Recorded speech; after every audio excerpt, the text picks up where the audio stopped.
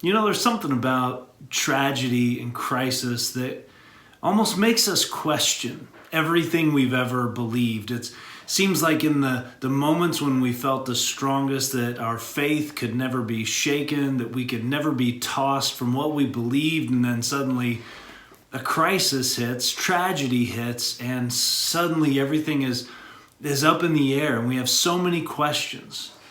I was reminded of that in Matthew chapter 11 when I was reading the other day. And in Matthew chapter 11, we find that John the Baptist, Jesus' cousin, is in prison. And he is the one who was leading the way, sharing with the world that the Messiah was coming. There wasn't really much in his faith that could be shaken. He went into the wilderness, he came in and he shared with everyone who would listen, and he preached repentance and he baptized people, and he kept saying, the Messiah is coming, the one who is to come is on his way. I'm not even worthy to tie his sandals. He is coming. But in Matthew 11, we find him in prison. And in prison, when tragedy strikes, he starts to question, and he asks his own followers. He says, go and ask Jesus, are you the one we've been waiting for? And so they do. They go and ask Jesus, are you the one that we've been waiting for? And in Matthew chapter 11, Jesus responds this way. Go and report to John what you hear and see. The blind see, the lame walk, those with skin diseases are healed, the deaf hear, the dead are raised, and the poor are told the good news. Now here's what I love about that.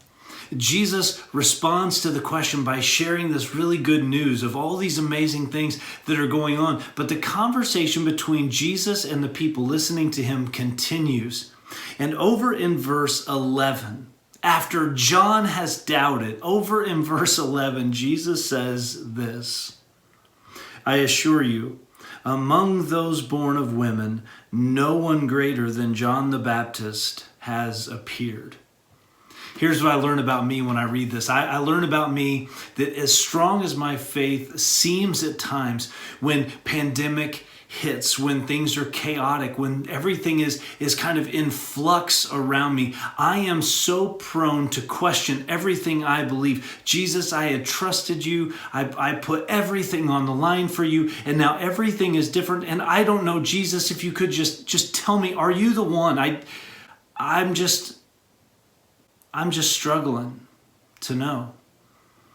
And so that's what I learn about me. I learn about myself that I am very prone to ask that question and to wrestle with my own faith in the darkest of moments when everything is chaotic and confused.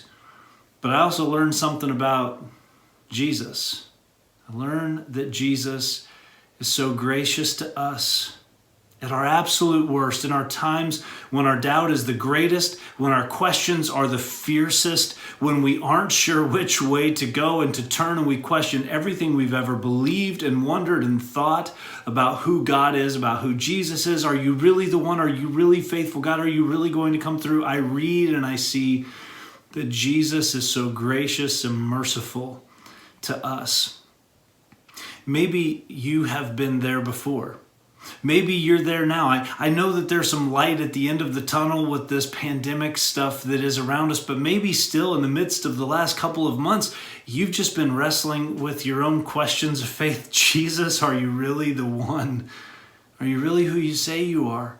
I mean, because if you are, this stuff shouldn't be happening, right? Shouldn't stuff be more under control? Shouldn't it be better? Shouldn't things be more calm?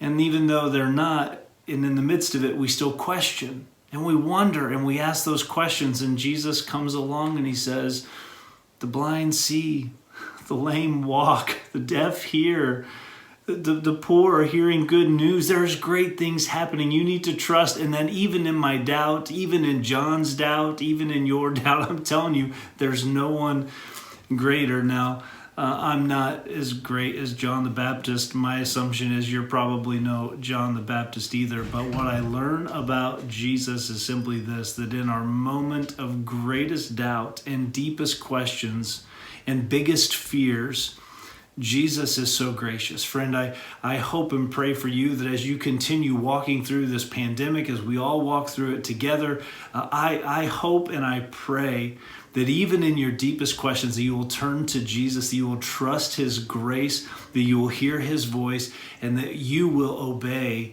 the good shepherd. And may we all thank Jesus for his grace.